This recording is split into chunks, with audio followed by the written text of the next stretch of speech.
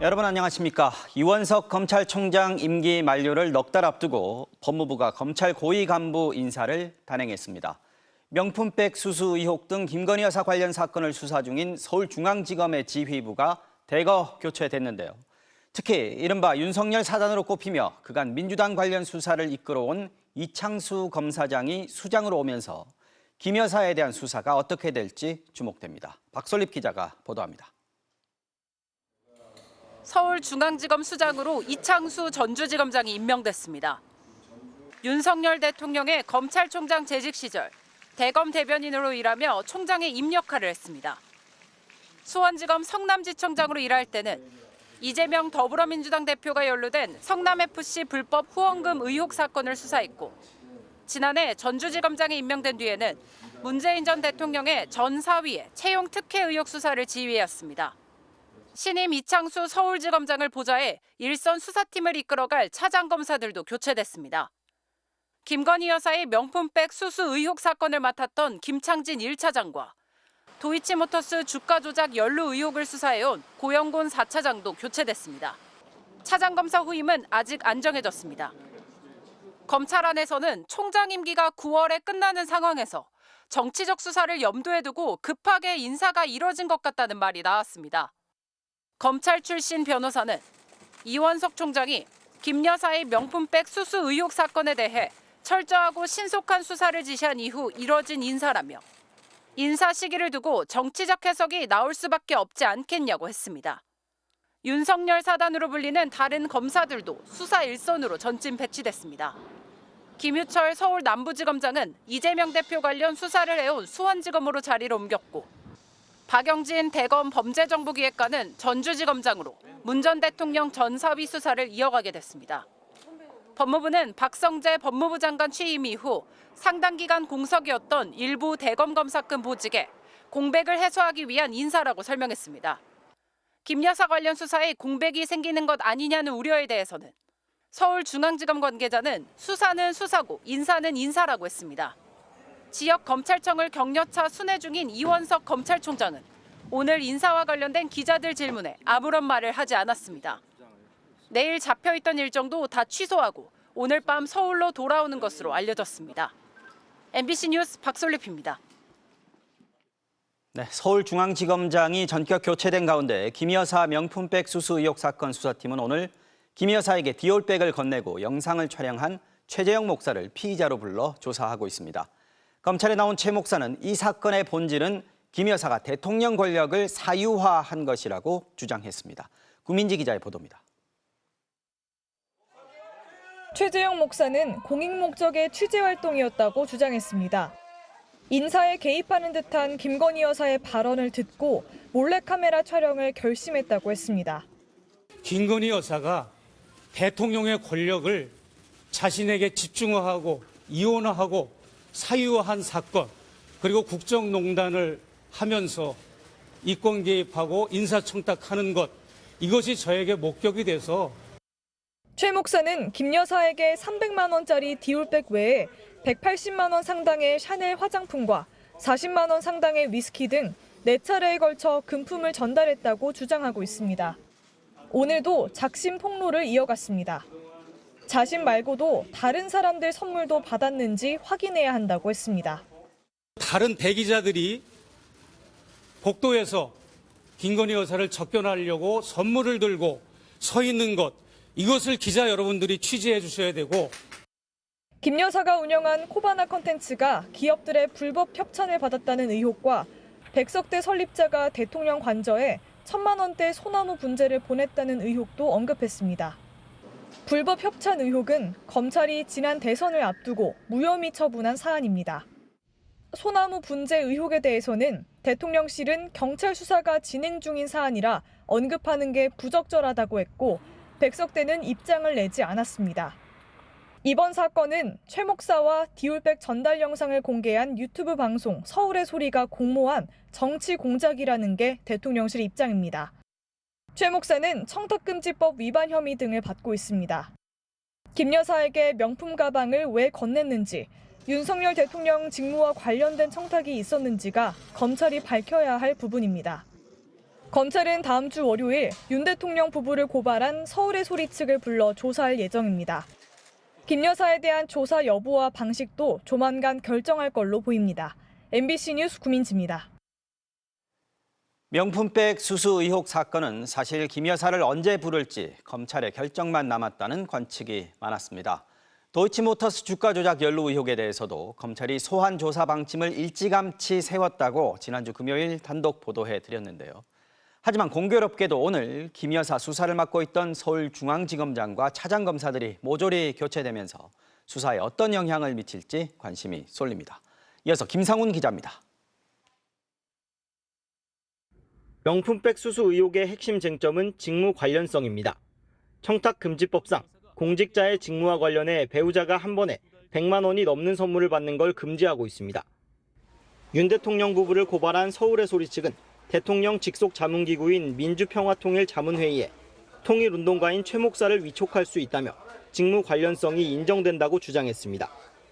그렇더라도 배우자 처벌 조항은 없습니다. 디올백을 준 최 목사는 처벌할 수 있습니다.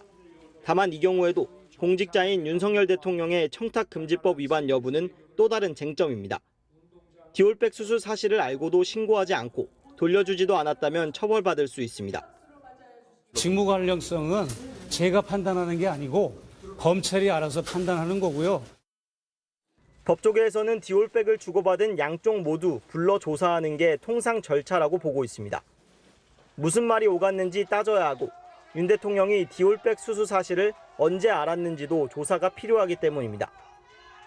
검사 출신 변호사는 조사하는 게 상식이다. 국민적 의혹이 큰데 그래야 깔끔하게 마무리할 거 아니냐고 했습니다. 도이치모터스 주가 조작 연루 의혹과 관련해서는 검찰은 김 여사 소환 조사 방침을 세웠습니다. 검찰 관계자는 김 여사가 나와서 조사를 받아야 사건이 종결될 수 있다고 작년 12월 김 여사 변호인에게 전달했다고 했습니다. 또 김 여사를 몇 번씩 부를 수 없으니 명품백 의혹 사건으로 나오면 주가 조작 의혹 사건 조사도 같이 진행해야 하지 않겠냐고 했습니다.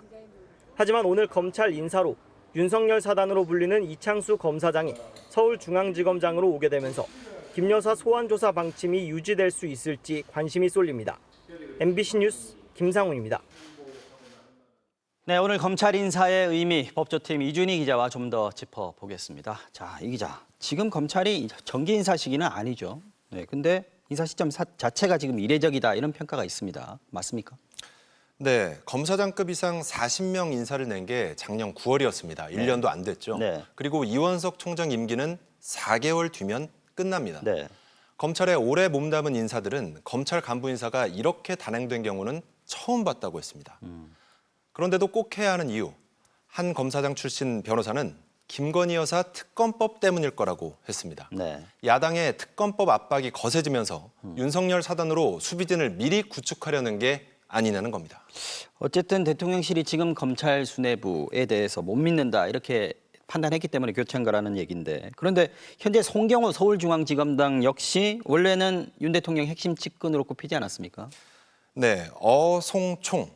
어차피 송경호가 다음 총장 네. 이런 말도 있었습니다. 그런데 올해 초부터 대통령실과 검찰의 불협화음이 서초동에서 파다하게 퍼졌습니다. 네. 도이치모터스 주가 조작 수사팀이 김 여사 소환 조사가 불가피하다는 의견을 대통령실에 전했다는 이유로 송경호 서울중앙지검장을 내치려 한다는 이야기가 돌았습니다. 거기에다 이원석 검찰총장이 직접 송경호 지검장에게 김 여사의 명품 가방 수수 의혹 사건에 대해 철저하고 신속하게 수사하라고 지시한 사실이 언론에 떠들썩하게 알려졌습니다. 네. 그러다 윤 대통령이 김주현 신임 민정수석을 임명하면서 대통령실의 검찰 장악이 시작될 거라는 관측이 많았었습니다. 자, 그러니까 검찰이 김 여사 관련 수사에 전보다 좀 더 적극적으로 나서고 있는데 이게 대통령실이 보기에는 좀 불편할 수 있겠다라는 얘기군요. 근데 그동안 검찰이 수사를 제대로 하지 않고 있었던 것도 사실 아니겠습니까? 명품백 사건도 지금 이제 5달 만에 겨우 이제 고발인 조사를 했고요. 네. 주가 조작 연루 의혹은 지난 4년 동안 김 여사 한 번도 안 불렀단 말이죠. 네, 여권이 총선에 참패하면서 네. 상황이 좀 달라진 것 같습니다. 야권이 밀어붙이고 있는 특검이 점차 현실화되면서 수사를 안 할 수 없는 상황으로 떠밀렸다는 분석이 많습니다. 네. 이대로라면 수사검사들이 특검에 불려가 왜 이렇게 수사를 미적댔느냐며 곤욕을 치를 수 있습니다. 네. 여기다 총선에서 압승한 야권은 기소, 수사권 분리라는 카드를 다시 꺼내들고 있습니다.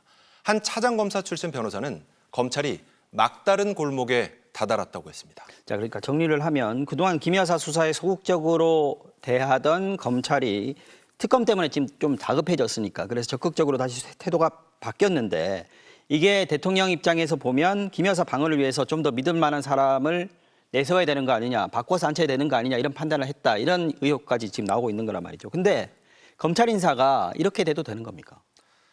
윤석열 대통령이 김건희 여사 특검법에 대해 거부권을 행사할 때도 비판이 많았습니다. 네.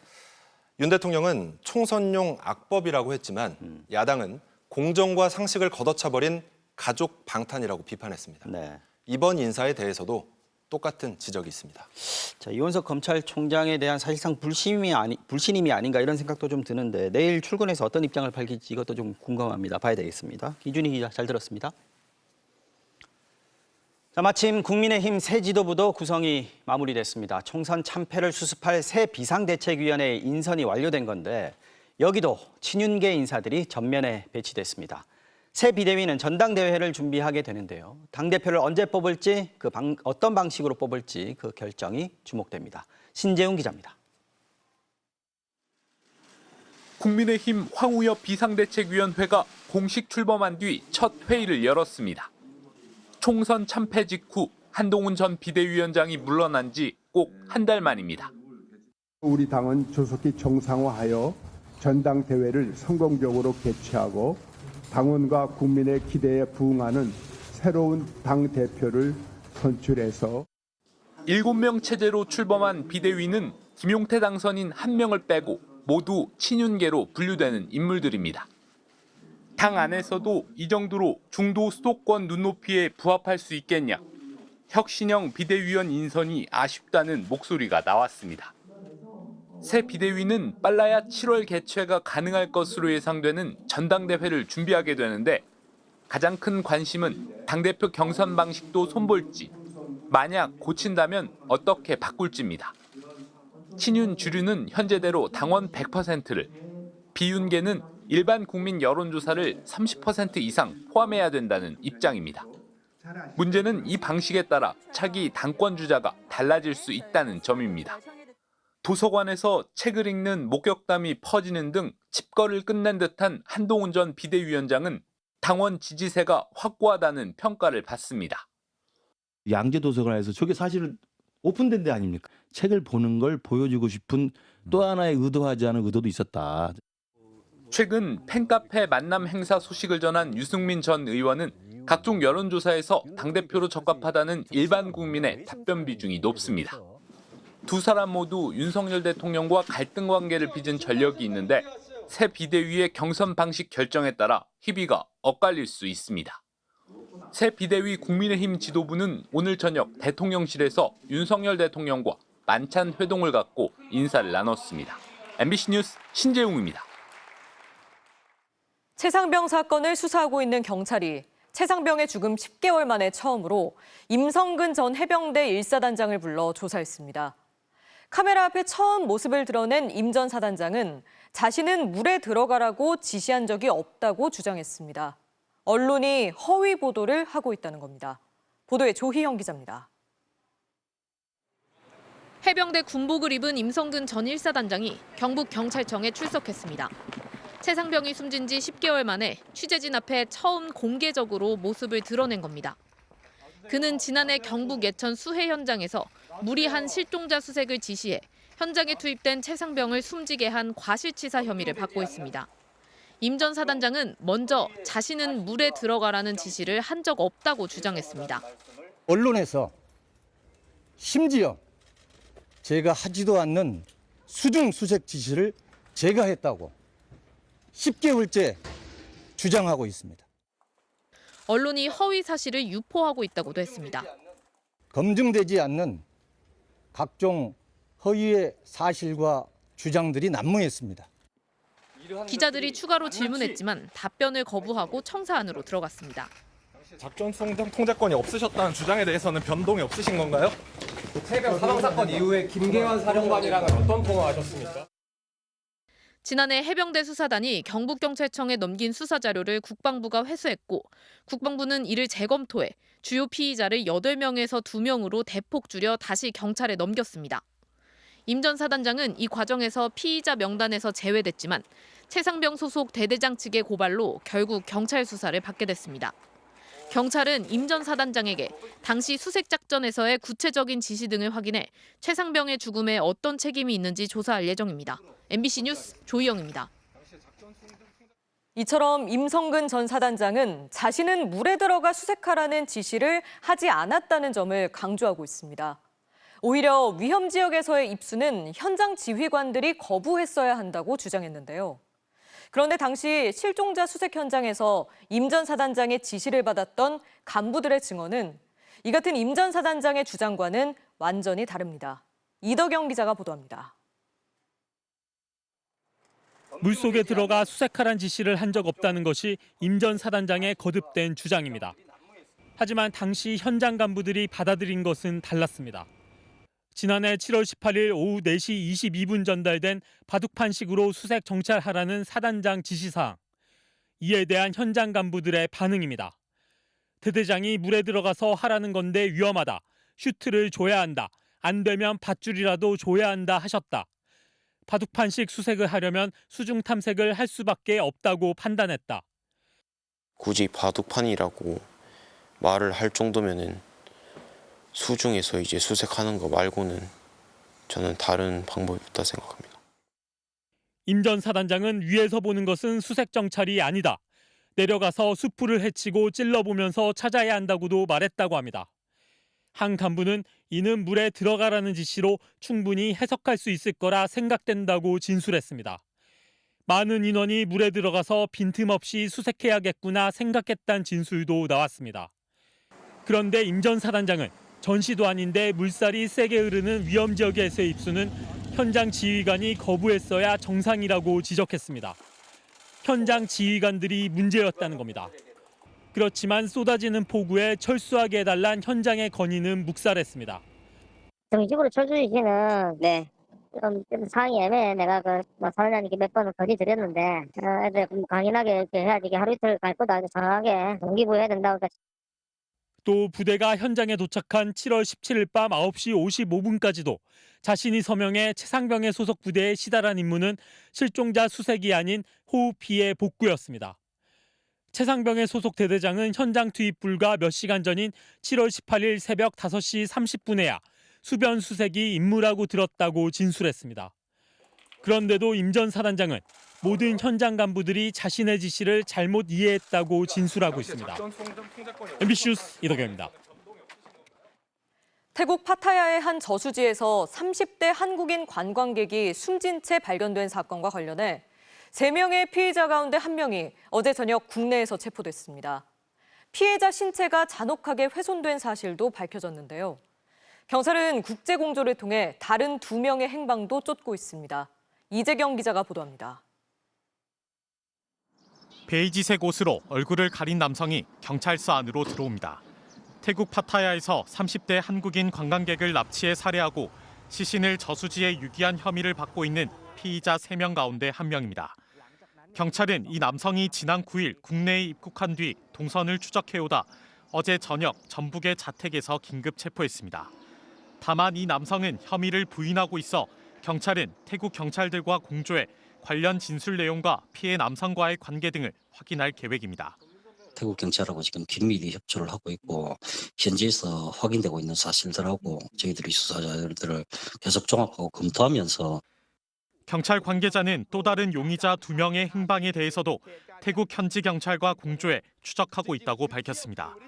남은 용의자 2명은 모두 한국 국적으로 이들 중 1명은 캄보디아로 출국한 기록이 확인됐으며 다른 1명은 출국 기록이 없어 국경이 인접한 다른 나라로 미입국했거나 여전히 태국에 머물고 있을 가능성을 모두 열어두고 있다는 설명입니다. 한편 사망한 30대 피해자의 손가락이 모두 훼손됐던 것으로 알려지며 범행 동기 등에 대한 조사에도 속도가 붙고 있습니다. 경찰은 피해자 부모가 일당들에게 현금 1억여 원을 요구하는 협박을 전화로 한 차례, 문자로 한 차례 받은 것을 확인하고 관련 수사를 이어나가고 있습니다. 단순한 고문을 위한 행위보다는 그 신분의 은폐를 위한 증거인멸을 위한 하나의 수단으로서 절단하지 않았을까. 그 두 가지 형태가 복합해서 나타날 가능성도 충분히 있다. 경찰은 긴급 체포한 20대 남성에 대해 추가 수사를 진행한 뒤 구속영장 신청 여부를 결정할 방침입니다. MBC 뉴스 이재경입니다. 메신저 앱 라인의 매각 논란과 관련해 네이버가 지분 매각 가능성을 사실상 인정하고 나서자 노동조합이 공식적으로 반대 입장을 밝혔습니다. 세계 시장 성공을 위해 노력한 대가가 토사구팽이냐 허탈함을 드러내며 정부를 향해 단호한 대응을 촉구했습니다. 김윤미 기자입니다. 언론을 통해 이른바 라인 사태를 지켜본 네이버 직원들. 지난 10일 사측이 지분 매각 가능성을 공식화하자 크게 동요하는 분위기입니다. 글로벌 서비스에 만들어놓은 박탈감, 그리고 그거에 따른 갑작스러운 고용 불안, 그거에 대한 문제 제기를 많이 해주셨고. 2011년 동일본 대지진의 공포를 일본 현지에서 직접 겪었던 이해진 의장이 직원들 생사라도 확인하자며 기획한 게 지금의 라인 메신저입니다. 그때 함께 라인의 엄마 아빠가 된 직원들이 아직도 남아 있습니다. 지진에 이제 계속된 어떤 그 불안감이나 이런 것에도 불구하고 그 구성원들이 계속 열심히 해서 그 초석을 다졌고, 그 뒤에 이제 많은 사람들이 더 합류를 하면서 이제 라인이라는 글로벌 서비스를 일본에서 성공을 시킨 거죠. 네이버 노조는 라인 야후 지분 매각의 의미를 설명하며 반대를 공식화했습니다. 단순히 대주주 자리를 내놓는 게 아니라 직원들의 열정과 기술, 경험이 모두 일본으로 넘어가는 것이고, 라인 서비스 축소가 유발한 고용 불안은 인재 유출로 이어져 서비스 하락으로 이어질 거란 겁니다.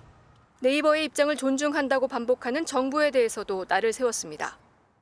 사기업끼리 어떤 선택으로 할 수 있게 그런 환경을 만들어줘야지, 지금은 한쪽은 부당하게 압박을 행사하고 있는데 한쪽은 가만히 보고 있으면 정부가 단호하게 그런 부당한 압박을 행사하면 안 된다. 지분 매각 가능성을 시사했을 뿐 입장이 불분명한 네이버를 두곤 다양한 해석이 나오고 있습니다. 혹시 지분을 매각하더라도 협상력을 높이려면 성급하게 입장을 밝히지 않는 게 유리한 데다 한일 관계 개선에 공을 들여온 윤석열 정부의 입장을 모른 척할 수 없는 처지란 겁니다. MBC 뉴스 김윤미입니다. 취재 결과 우리 외교당국은 일본 정부가 극히 이례적인 행정지도를 하며 압박을 시작한 지 2달 가까이 지나서야 뒤늦게 일본 정부 관계자들을 만나기 시작한 것으로 확인됐습니다. 자국 기업의 이익의 수단과 방법을 가리지 않는 일본 정부와 달리 우리 정부는 어떤 역할을 한 거냐는 비판도 나오고 있습니다. 조희명 기자가 보도합니다. 지난해 11월 라인앱의 개인정보 유출 가능성이 불거지자 지난 3월 5일 일본 총무성은 라인 야후에 1차 행정지도를 내립니다. 라인 서비스가 네이버 기술에 의존하는 게 문제라며 네이버와의 자본관계를 재검토하라는 조항이 여기 포함됐습니다. 보안 문제를 이유로 지분을 겨냥하는 극히 이례적인 지시였습니다. 이어 4월 16일엔 더 구체적인 방안을 내놓으라며 2차 행정지도로 압박했습니다.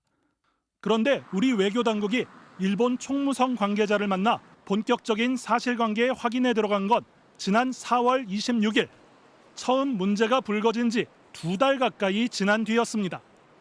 이때까지도 외교부는 총무성 행정지도는 일본의 내정행위이고 일본 정부가 공식적으로 지분 매각을 거론하지 않았기 때문에 먼저 문제 삼진 않겠다는 입장을 보여왔습니다. 지난 8일 라인 야후가 네이버와의 사실상 단절을 공언하고 나서야 우리 정부는 공식적으로 유감을 표명했습니다. 애초 초기 단계부터 대응을 했어야 됐고요. 일본 정부가 한국 투자자인 네이버에 대해서 정당한 보호를 하지 않고 있는 것인데 네이버가 일본 정부를 상대로 싸울 수는 없거든요. 성태윤 대통령실 정책실장은 일각의 반의를 조장하는 정치 프레임은 국익을 훼손하고 우리 기업을 보호하는 데도 도움이 안 된다고 말했습니다. 그동안 일본은 자국 기업의 이익이 달린 일엔 수단과 방법을 가리지 않는 모습을 보였습니다. 지난 2018년 프랑스 자동차 회사 르노가 닛산에 대한 지배권 강화를 시도하자 일본 검찰은 당시 닛산 회장이던 프랑스 사업가를 체포하는 초강경 대응에 나섰습니다. 2019년 우리 대법원이 일본 기업의 강제징용 피해를 배상하라는 판결을 내렸을 때는 곧바로 한국에 보복성 수출 규제를 내리기도 했습니다. MBC 뉴스 조이명입니다. 논란이 잦아들지 않자 좀처럼 나서지 않던 대통령실도 직접 입장을 밝히고 대응했습니다. 국익을 최우선에 놓고 대응하고 있는데 네이버가 분명하게 입장을 밝히지 않아 혼선이 빚어졌다는 겁니다. 야당은 일본에 대한 굴종 외교라며 공세를 높였고 여당은 죽창가를 부를 사안이 아니라고 정부를 엄호했습니다. 구승은 기자입니다. 라인 사태가 좀처럼 잦아들지 않자 대통령실이 예정에 없던 브리핑을 열었습니다. 국가 정책을 총괄하는 정책실장이 나섰습니다. 국익을 최우선으로 엄정 대응한다는 기조 아래 네이버를 최대한 지원해왔고 앞으로도 그럴 거라고 강조했습니다. 우리 기업의 의사에 조금이라도 반하는 부당한 조치에 대해서는 단호하고 강력하게 대응해 나갈 것입니다. 만약 네이버가 라인 야후 지분과 사업을 유지할 거라면 적절한 보안 강화 조치가 이루어지도록 돕겠다고 덧붙였습니다. 다만 사안의 본질인 지분 매각은 민간 기업 영역이라 관여하기 어렵다고 선을 그었습니다. 대통령실 내에서는 국가 대 국가가 아니라 일본과 우리 기업의 관계인 만큼 정부가 직접 나서기가 어렵고 외교전으로 확대될 문제도 아니라는 분위기도 읽힙니다. 그러면서 네이버를 향해 불만스러운 속내를 내비쳤습니다. 네이버가 쉽게 결정을 내리지 못하면서 괜히 정부가 비판의 표적이 됐다는 겁니다. 정부가 신중한 입장을 보이는 것은 이달 말로 예정된 한중일 정상회의를 앞두고 판을 깨고 싶지 않다는 고민도 담겨 있는 것으로 분석됩니다. 대통령실의 입장에 대해 더불어민주당은 경제 주권을 못 지키는 굴종 외교라고 공세 수위를 높였습니다. 경제 주권이 침해받는데 아무 소리 못하는 정부가 영토 주권에 대한 공격을 받을 때 싸울 수 있겠습니까? 독도를 찾은 조국혁신당은 불과 2년 만에 일본 식민지가 된 것 같다며 국정조사 추진을 예고했습니다. 국민의힘은 반일 선동에 나서는 건 국익에 도움이 안 된다며 야당도 초당적으로 협력하라고 촉구했습니다. MBC 뉴스 구승입니다. 정부가 법원에 낸 의대 2,000명 증원의 근거 자료를 원고 측인 의료계가 공개하자 정부가 강도 높게 반발하고 있습니다. 한덕수 국무총리가 직접 나서 재판 방해라며 격앙된 반응을 드러냈는데요. 이번 주 안에 법원 결정이 나올 예정인 가운데 관련 부처와 의료계가 이 자료의 성격을 놓고 종일 설전을 벌였습니다. 윤수환 기자가 보도합니다. 정부가 낸 2,000명 증원의 근거 자료가 지난 주말 일부 언론에 공개되자 한덕수 국무총리가 직접 불쾌감을 드러냈습니다. 여론전을 통해서 재판부를 압박하여 공정한 재판을 방해하려는 의도로밖에 볼 수 없습니다. 정부는 의료계가 일부 내용만 강조하는 등 왜곡할 우려가 있다고도 했습니다. 장외에서 재판과 관련되는 내용을 왈가왈부하는 것은 매우 적절하지 않다. 반면 원고 측인 의료계는 국민의 알 권리가 우선이라며 자료를 숨기려는 의도가 뭐냐고 정부에 따졌습니다. 이렇게 중요한 국민의 생명이 걸린 문제를 추진을 하려면 본인들이 스스로 공개를 했었어야 됩니다. 의과대 교수협의회와 대한의학회는 아예 기자회견을 열어 검증 결과를 공개하고 보건의료정책심의위에서 딱 한 번 언급된 2,000명 증원의 과학적 근거가 어딨냐고 물었습니다. 이 보정심은 2,000명 결정을 통보하기 위한 회의였지 도대체 몇 명이 필요한가? 논의해봤더니 2,000명이구나 하는 걸 결정한 회의는 전혀 아니었습니다. 국가의 중요한 대계는 주술의 영역이 아닙니다. 과학적인 근거와 치열한 논쟁, 토의를 거쳐 만들어가야 하는 것입니다. 그러자 복지부와 교육부가 합동 브리핑을 통해 적극 반박에 나섰습니다. 증원 규모가 도출된 과정에 대한 기자들의 질의가 쏟아지자 복지부 관계자는 내부 의사결정 과정을 거쳐 수시로 검토했고 전문가들의 의견을 들어 확정했다고 설명했습니다. 정부는 특히 증원 규모가 발표된 2월 6일 보정심의위 당시 참석위원 23명 중 19명이 2,000명 증원에 찬성했다고 강조했습니다. MBC 뉴스 윤수환입니다. 의료 현장을 떠난 지 석 달이 돼가는 전공의들에게 정부가 다시 압박 수위를 높이고 있습니다.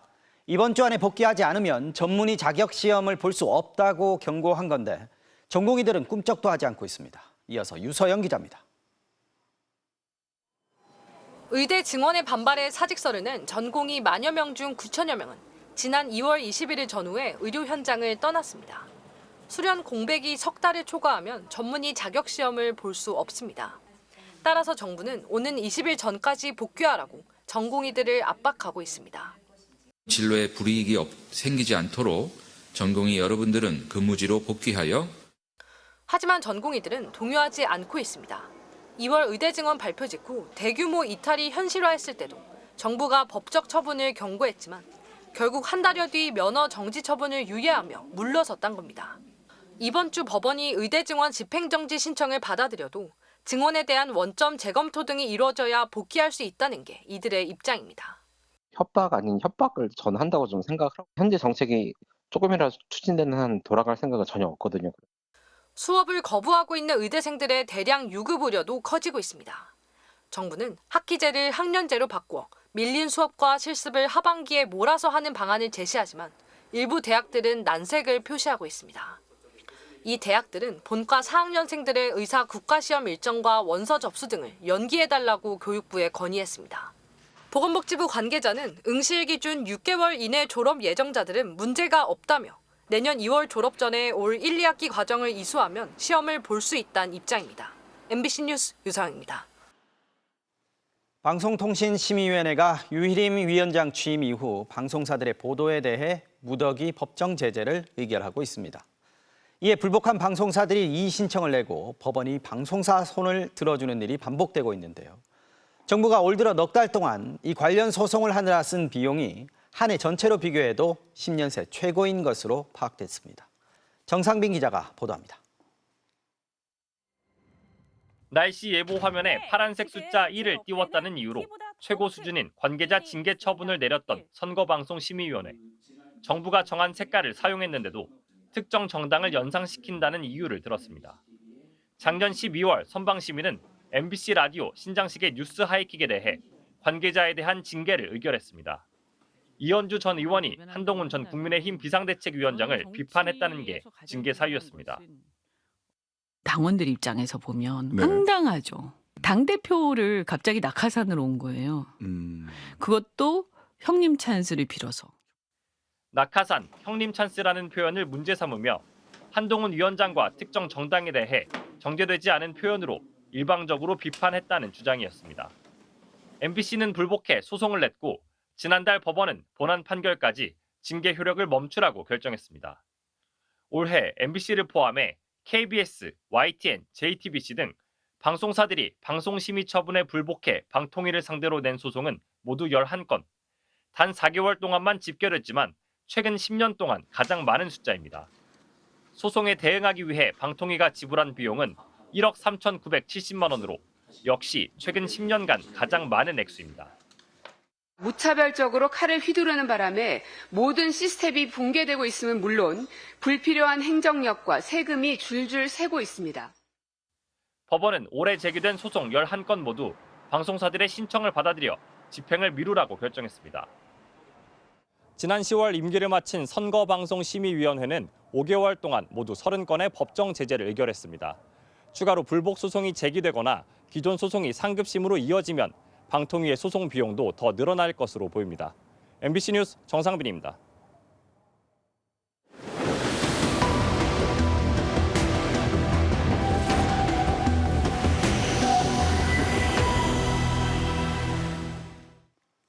경주 토함산에 있는 국보 석굴암과 불국사.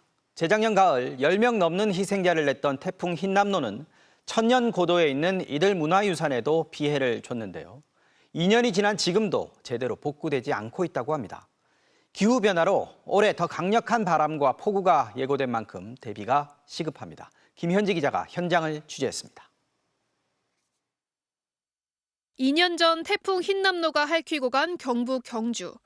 보물로 지정된 굴불사지 석조사면불상은 토사에 파묻혔고 불국사와 석굴암 등도 피해를 봤습니다. 2년이 지난 지금은 어떨지 토암산을 올라가 봤습니다.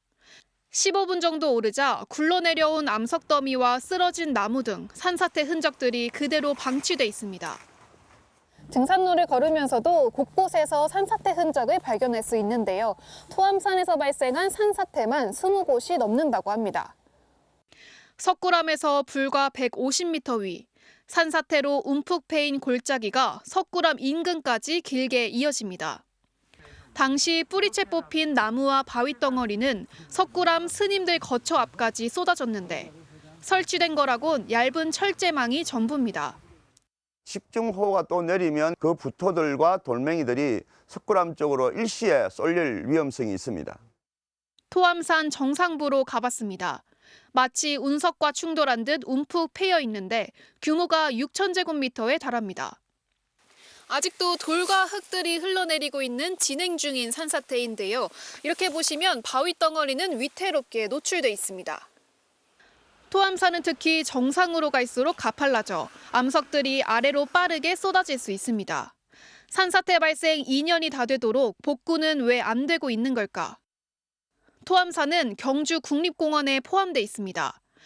국립공원공단과 경주시는 흰남노 발생 당시 파악된 산사태 지역은 10개소였다며 석굴암 근처 산사태 등 24개소에 이르는 전체 피해 규모는 파악 못했다고 답했습니다. 문화재청도 지난 3월에서야 피해 사실을 전달받고 대책을 마련하고 있다고 밝혔습니다. 취재가 시작되자 지난 9일 유관기관들은 복구 작업을 위한 첫 합동회의를 가졌습니다. 늦은 파악과 더딘 복구 속에 당장 올 여름 집중호우가 쏟아진다면 더 큰 피해로 이어질 수 있습니다. 나무와 풀과 관목 이런 것들이 네트 역할을 해서 뿌리가 고정 역할을 하잖아요. 저건 없으니까 비가 오면 그게 위험하다. 특히 기후변화로 자연재해 규모와 횟수가 커지고 있는 점은 더욱 우려스럽습니다. 지난 10년간 발생한 전체 국가유산 풍수의 피해 중 46%인 289건이 최근 3년 동안 발생했고 재작년엔 148건으로 가장 많았습니다. 우리나라 이제 문화유산 중에 상당수가 산중에 있는 사찰문화재가 많이 있습니다. 기후변화에 의해서 점점 피해 형태가 커지고 있기 때문에 문화재를 어떻게 유지, 보호, 관리할 것인가 하는 급격한 기후변화 앞에서 1000년 넘게 자리를 지켜온 우리 문화유산들이 위태로운 만큼 보다 적극적인 대책이 시급합니다. MBC 뉴스 김현지입니다. 고의로 교통사고를 낸 뒤 합의금으로 거액을 챙겨간 운전자들이 검찰에 넘겨졌습니다. 유턴을 하거나 차선을 바꾸는 차량, 즉 사고가 나면 과실 비율이 높은 차량들을 노린 건데요. 이 모습이 이들의 블랙박스에 고스란히 담겨 있었습니다. 이혜선 기자입니다. 전방에 흰 승용차가 유턴을 해 들어오자 뒷차가 그대로 돌진합니다. 사고가 났는데 운전자는 놀라지도 않습니다. 그런데 사고의 과실 비율은 유턴 차량이 높았습니다. 뒷차와의 간격을 충분히 고려 안 했다는 이유입니다. 뒷차 운전자인 50대 남성은 이런 식으로 과실 비율이 높은 경우만 골라 고의로 사고를 낸 뒤 합의금을 타냈다가 적발됐습니다. 지난 5년간 총 11차례 5,300만 원에 달했습니다. 경찰 조사에서 당뇨와 고혈압으로 움직임이 둔해져 미처 피하지 못했다고 했지만 고의 사고 후 환호하는 내용이 녹음돼 덜미를 잡혔습니다. 또 다른 피의자는 한밤중 자동차 전용 도로에서 차선을 변경하는 차량을 그대로 들이받았습니다. 피해 차량은 전봇대에 부딪힌 뒤 그 자리에서 한 바퀴를 돌고 나서야 멈춰섰습니다. 흰색 차도 공간이 없는 상태에서 이제 좀 무리하게 들어온 거죠. 근데 이 차도 좀 전면을 보고 있어가지고 실제 운전자는 이 차가 옆에 들어오는 걸 어느 정도 인지를 할 수 있어요. 근데 이제 안 피한다는 거죠. 이 피의자는 30대 보험사 직원으로 4년 동안 15차례 교통사고를 내 3억 2,500만 원을 뜯어냈습니다. 자신이 잘 아는 보험 제도를 악용해 범행을 저지른 겁니다. 5년간 오토바이 배달기사로 일하며 경기 고양시 일대에서 약 37차례 사고를 낸 남성도 있습니다. 이 남성은 총 1억 3천만 원을 합의금으로 챙긴 혐의를 받습니다. 경찰은 이들이 같은 일당은 아니지만 교통사고 과실 비율이 높은 차량만 골라 범행을 저질러왔다는 공통점이 있다고 설명했습니다. MBC 뉴스 이혜선입니다. 경북 구미의 한 중학교 학생들이 불법 촬영 피해를 당했다는 소식 지난주에 전해드렸는데요. 같은 학교 학생들이 이 영상을 찍고 이른바 N번방 사건처럼 거래까지 한 정황이 파악됐습니다. 그런데 경찰은 신고 25일 만에야 가해자로 의심되는 학생의 휴대전화 압수수색 영장을 신청했습니다. 변예주 기자가 취재했습니다.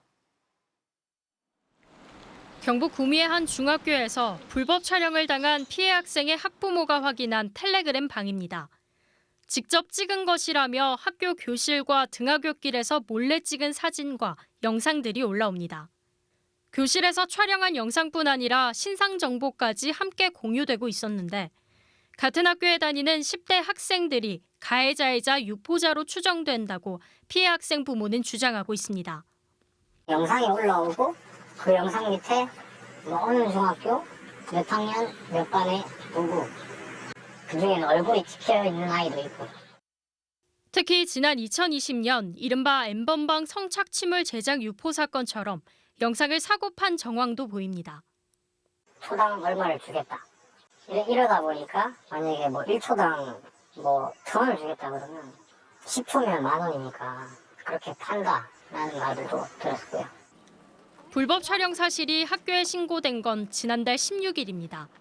하지만 신고 25일 만인 지난 10일에서야 경찰은 가해자로 의심되는 학생의 휴대전화 등에 대한 압수수색 영장을 신청했습니다. 3주면 가해 학생의 핸드폰을 바꿔도 수십 대, 수백 대를 바꿨을 거예요. 버리더라도 어디 다 버렸을 거예요. 경찰은 그동안 유포된 불법 촬영물을 분석하고 피해자를 확인했다고 설명했습니다. 학교는 범인을 특정할 수 없었다며 경찰 수사 결과만 기다리고 있었습니다. 현재까지 경찰과 학교가 파악한 피해자는 10여 명. 피해 학생들은 불법 촬영물이 얼마나 있는지, 누가 어디로 유포한 건지 몰라 불안 속에 학교에 다니고 있습니다. MBC 뉴스 변예주입니다.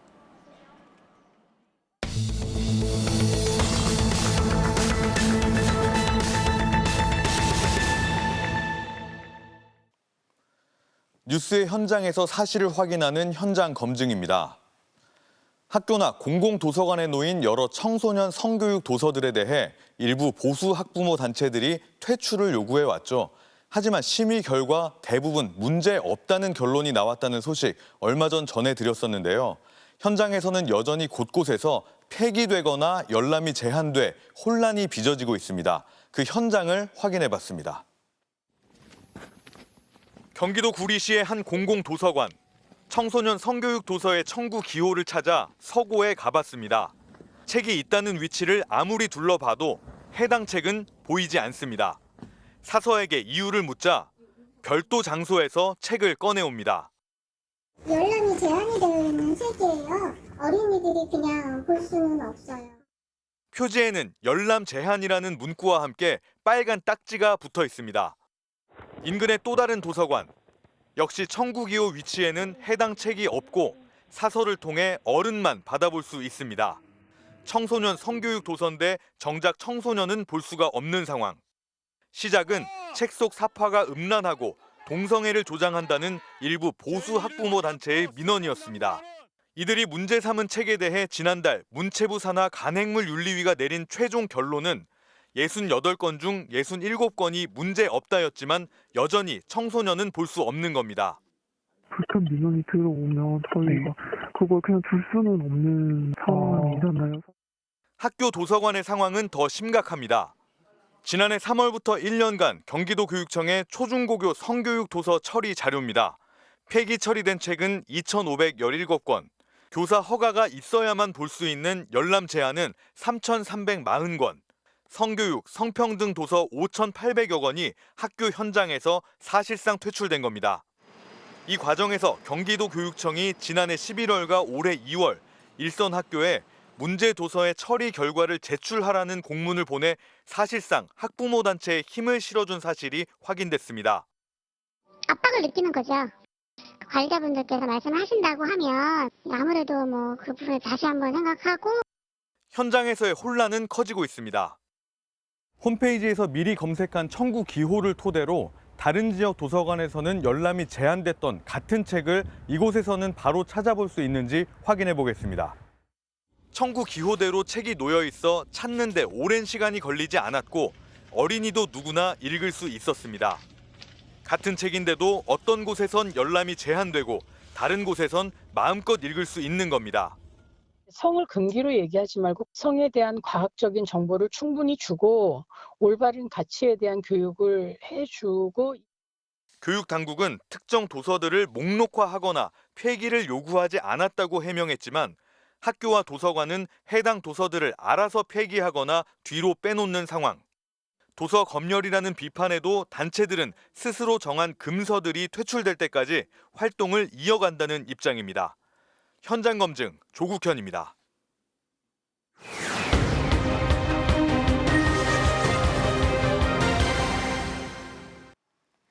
빚이 감당할 수 없을 만큼 불어난 이들이 마지막으로 기대 보는 게 법원의 개인회생 제도입니다. 갚을 돈을 줄여주고 조금씩 갚아나가게끔 하는 건데 준비할 서류도 많고 복잡해 신청을 대행 맡기는 경우가 많습니다. 그런데 주의하셔야겠습니다.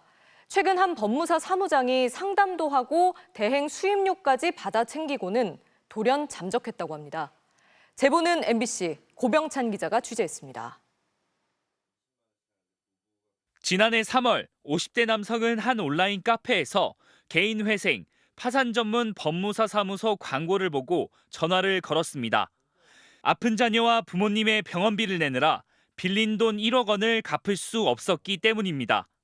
너무 힘들어서 갑자기 목돈이 들어가다 보니까 월세에서 그것도 부담이 되다 보니까 이런 제도가 있어서 마지막으로 이용하자고. 남성은 서울 구로구에서 경기 의정부 사무실까지 찾아갔지만 법무사는 만날 수 없었고 대신 사무장에게 400만 원을 주고 사건을 맡겼습니다. 하지만 빚 독촉 전화는 한 달 뒤에도 계속 걸려왔습니다. 알고 보니 법원에 서류조차 접수돼 있지 않았던 겁니다. 이를 따져 묻자 사무장은 사건이 밀려 늦어졌다고 둘러댔습니다. 그러다 지난 2월 사무실이 아예 폐업했다는 사실을 알게 됐습니다. 얼마 전까지 사건을 수임해오던 법무사 사무실은 간판만 남은 채 이렇게 문이 굳게 닫혀 있습니다. 얼마나 됐어요, 안 지? 안 지가 한두 달? 피해자들은 지난해 6월부터 법무사는 출근조차 하지 않았고 문을 닫을 때까진 무자격자인 사무장이 홀로 사건을 받았다고 주장했습니다. 지금까지 파악된 피해자는 24명, 피해액은 6,400만 원에 달합니다. 해당 사무실을 열었던 법무사는 사무장 혼자 저지른 일이라고 말했습니다. 제가 계좌를 해갖고 제가 잘 못 나가다 보니까 전부 해갖고 이임을 한 거죠. 지난해 10월부터요? 23년 그때 6월부터인가 5월부터인가 해갖고. 해당 사무장은 MBC와의 통화에서 환불을 안 해주겠다는 건 아니라는 입장을 내놓았습니다. 우선 피해자 4명의 고소장을 접수한 경기 의정부 경찰서는 조만간 이들을 불러 조사할 예정입니다. 전문가들은 이러한 피해를 막으려면 법무사를 직접 만나 상담하고 이력도 꼼꼼히 살펴봐야 한다고 조언했습니다. MBC 뉴스 고병찬입니다. 중국산과 국내산이 섞인 고춧가루를 100% 국산인 것처럼 속여 유통한 업체가 적발됐습니다. 이렇게 유통한 고춧가루가 시가로 200억 원이 넘는데 농산물 원산지 표시 위반 사례 가운데 역대 최대 규모입니다. 보도에 윤소영 기자입니다. 창고에 노란 포대가 가득 쌓여 있습니다. 포대 안에 든 말린 고추는 모두 중국산입니다. 하지만 이 업체가 판매하는 고춧가루 상자에는 원산지가 국내산이라고 적혀 있습니다. 국립농산물품질관리원 단속반이 원산지를 캐묻자 업체 측은 그저 보관용 포대일 뿐이라고 변명합니다. 생산하다가 남는 것들이 해당 업체는 최근 2년 동안 값싼 중국산과 국내산 고춧가루를 섞은 뒤 국산인 것처럼 속여 대기업 계열사를 포함한 전국 김치 제조업체와 식자재 업체 30곳에 팔았습니다. 이들은 중국산 고춧가루를 40% 정도 섞은 뒤 국내산인 것처럼 속여 납품했습니다. 모두 1,500여 톤, 시가로 231억 원가량의 고춧가루를 유통해 41억 원의 부당 이득을 챙겼습니다. 유통된 규모로 보면 국내에서 적발된 농산물 원산지 위반 사례 가운데 역대 최대 규모입니다. 이 업체는 중국산 고춧가루를 실제로 판매한 것처럼 자료를 조작해 교묘히 단속을 피해왔습니다. 농관원에서 현재 관리 중인 수입 농산물 유통 이력 관리 시스템에 어떤 업체를 지정을 해놓고 그 업체에 판매한 것처럼 그 내역을 등록해놨던 것이. 농산물 품질관리원은 60대 제조업체 대표와 40대 업체 공장 운영자를 원산지 표시 위반 혐의로 구속해 검찰에 송치했습니다. MBC 뉴스 윤소영입니다. 전세 사기 피해자를 먼저 구제하고 비용은 나중에 회수하자. 야당이 이런 내용의 특별법을 국회 본회의에서 곧 처리할 가능성이 높은데요. 주무부처인 국토교통부 장관이 오늘 명시적인 반대 입장을 밝혔습니다. 피해자들은 이래저래 걱정이 많아졌습니다. 박철현 기자가 보도합니다. 전세 사기 피해가 속출했던 인천 미추홀구의 한 아파트 단지입니다. 지난해 정부가 경매를 잠시 미뤄주는 대책을 내놨지만 최근엔 그 유예 기간마저 끝났습니다. 뾰족한 지원 방안이 없는 상태라 최근 하나둘 다시 이사를 떠나고 있습니다. 3월부터 재개가 돼서 이 집이 너무 지옥 같아서 그냥 지금 정부 나온 법 관련한 걸 선택을 아예 안 하시는 분들도 계시고. 전세 사기 피해자들은 오는 28일 국회 본회의에 올라갈 전세 사기 특별법 개정안에 기대를 걸고 있습니다. 핵심은 전세 사기 피해자들을 먼저 구제하고 비용은 나중에 회수하는 선구제 후 회수입니다. 전세 사기 피해자가 전세보증금 반환 채권을 사달라고 요청하면 공공기관이 그 가치를 평가해 사들인 뒤 보증금을 돌려주는 방식입니다. 과반 의석을 차지한 야권이 개정안을 추진해 통과 가능성이 높습니다. 그러자 주무부처인 국토교통부가 반대 입장을 밝혔습니다. 법리적으로도 모호하고 예산과 재원 등도 준비되지 않았다는 겁니다. 특히 청약저축 등으로 조성되는 주택도시기금을 재원으로 쓰려는 걸 문제 삼았습니다. 수조 원에 달할 것으로 예상되는 손실이 고스란히 다른 국민들의 부담으로 돌아가게 됩니다. 이런 주택도시기금을 담당하는 주무장관으로서 선뜻 동의하기 어려운 부분입니다. 국토부는 오늘 전세 사기 대책을 발표하려다 돌연 취소했습니다. 대신 별도의 법 개정 없이 LH 등 공공주택 사업자가 피해 주택을 경매로 낙찰받아 공공임대주택으로 제공하는 방안을 우선 검토하겠다고 밝혔습니다. 또 다음 주 종합적인 전세 대책과 주택 공급 활성화 방안을 발표할 예정이라고 덧붙였습니다. MBC 뉴스 박찬현입니다. 네, 지난 주말 K리그1 인천 경기에서 발생한 물병 투척 사건의 여파가 커지고 있습니다. 인천이 자체 징계를 예고한 가운데 처벌 수위에 관심이 쏠리고 있습니다. 김태훈 기자입니다. 2024년의 K리그라고는 믿기 힘든 장면이었습니다. 서울 골키퍼 백종범의 다소 도발적인 행동에 순식간에 100여 개의 물병이 날아들었고 급소를 맞은 기성용이 그대로 쓰러졌습니다. 프로축구 선수협회는 선수들을 향한 폭력을 용납할 수 없다며 엄중한 대처를 촉구했습니다. 홈구단 인천은 관리 책임상의 이유로 일단 벌금 1,000만 원 이상의 징계를 받을 것으로 보입니다. 지난해 수원의 강등이 확정됐을 때 서포터스들이 연막탄과 페트병을 던져 제재금 500만 원을 받았고 대전도 관중이 주심에게 물병을 던져 벌금 1,000만 원을 받은 적이 있습니다. 지난 2007년 플레이오프 땐 울산 골키퍼 김영광이 날아온 물병을 관중석에 다시 던져 6경기 출장 정지의 징계를 받았는데 홈팀엔 징계 조치가 내려지지 않았습니다. 이번엔 다수의 팬이 물병을 던진 만큼 인천의 홈 무관중 경기 등 추가적인 중징계도 거론되고 있습니다. 프로축구 출범 후 무관중 경기 징계는 딱 2번. 난입한 관중이 마스코트를 폭행하거나 원정 선수단의 버스를 가로막는 등 직접적으로 물리력을 행사한 경우에 이루어졌습니다. 당사자인 인천 구단도 사태의 심각성을 의식해 선제적인 징계를 추진 중입니다. 강력하게 대처를 하고 있습니다. 무기한 출입 정지가 가장 크게 나오지 않을까. 5월 달에 홈 경기가 2번이 더 있는데요. 저희 응원석을 아예 폐쇄를 할까도 좀 고려 중에 있습니다. 인천에 경위서를 요청한 프로축구연맹은 이번 주 내로 상벌위를 열고 징계를 확정할 예정입니다. MBC 뉴스 김태훈입니다. 세르비아 지베지다의 황인범 선수가 시즌 6호 골로 조기 우승을 자축했습니다. 월요일 밤 스포츠 뉴스였습니다.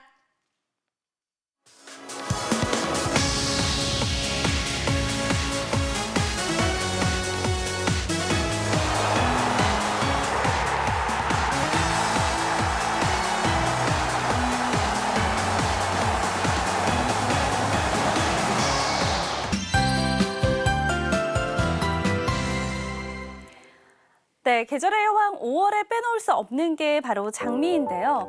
오늘 중랑구 장미공원의 모습입니다. 이번 주말 시작되는 축제를 앞두고 벌써 이렇게 200부종의 아름다운 장미가 저마다 자태를 뽐내고 있습니다. 5월을 그냥 보내기 아쉬우시다면 전국 각지에서 열리는 장미축제에 가보시는 건 어떨까요? 내일까지 맑고 따뜻한 날씨가 이어지겠습니다. 서울의 낮 최고 기온은 25도, 대구는 28도까지 올라서 덥겠습니다. 이 부처님 오신 날인 모레 오전에 수도권을 시작으로 오후에는 그 밖에 중부지방과 경북에서 비가 오겠고요. 대기 상층으로 찬 공기가 남하하면서 경기 동부와 강원도에서는 쌀락 우박이 떨어지는 등 다소 요란하게 오겠습니다. 내일 새벽부터 아침 사이 내륙 지방에 옅은 안개가 끼겠습니다. 강원 동해안은 건조주의보가 내려진 가운데 바람이 강하게 불겠습니다. 아침 최저 기온은 서울이 13도, 대전 11도를 보이겠습니다. 낮 최고 기온은 서울이 25도, 강릉과 대구는 28도까지 올라서 일교차가 크겠습니다. 비는 수요일인 모레 밤에 대부분 그치겠습니다. 다만 강원 산지는 밤부터 기온이 낮아지면서 비가 눈으로 바뀌어 내리겠습니다. 날씨였습니다. 월요일 뉴스데스크 마치겠습니다. 오늘도 함께해 주신 여러분 고맙습니다.